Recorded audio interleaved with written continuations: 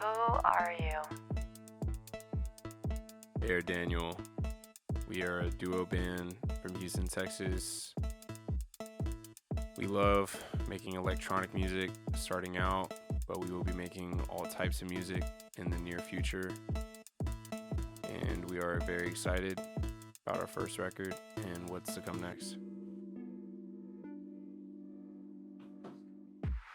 AIRDANIEL was created, I think like 3 months before summer started.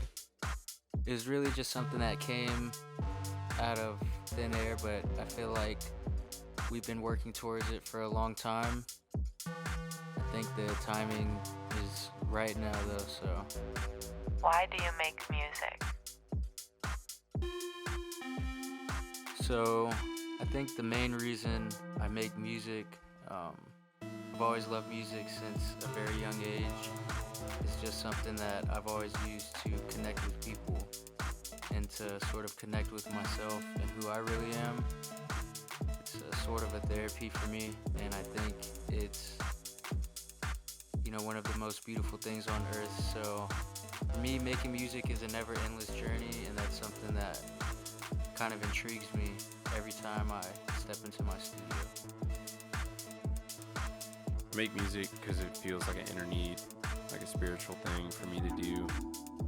People that have known me for some years knew me starting out as like a poet and a rapper. But as I got older, I kind of found out that the only way that I could express myself was through producing at the time. Right now, because I'm such a perfectionist whenever it comes to my words, I'm very particular.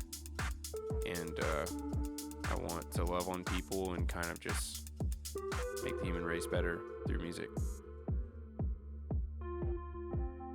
What is your creative process?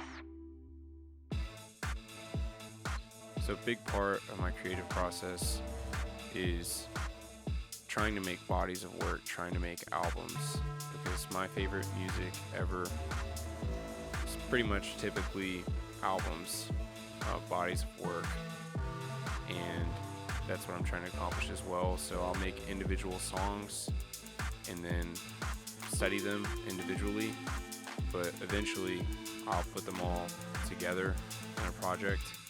And even if it's one of my favorite songs, if it doesn't fit with everything else, it has to go. And maybe there'll be a place for it somewhere else, but that's a big part for me in my creative process. I honestly feel like my creative process usually changes with each project I'm doing. But for this project in particular, I think it was it kind of felt more of like a flow. I wasn't really following any rules or boundaries or, anything in particular to make it feel like I had to do it this way. I just trusted my ear for music and trusted what I felt listening to what I was making.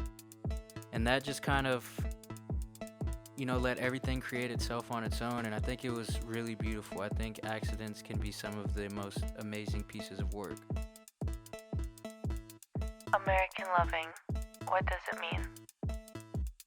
There's definitely multiple meanings with this album, personally.